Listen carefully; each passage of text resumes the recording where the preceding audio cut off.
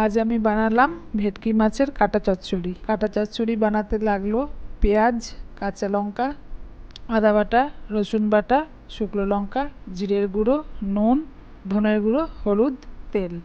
প্রথমে কাটাটাকে নুন হলুদ দিয়ে ভালো করে মাখিয়ে নিলাম।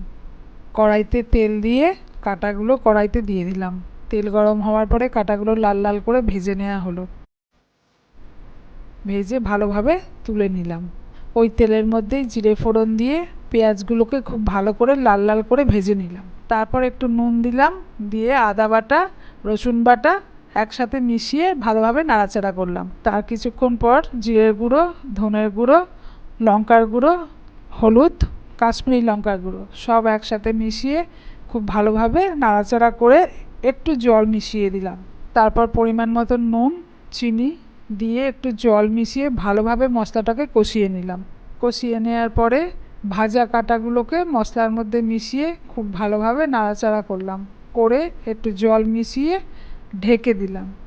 কিছুক্ষণ রাখার পরে ঢাকা খুলে তার মধ্যে কাঁচা লঙ্কা, গরম মশলা মিশিয়ে খুব ভালোভাবে নাড়াচাড়া করে নামিয়ে নিলাম।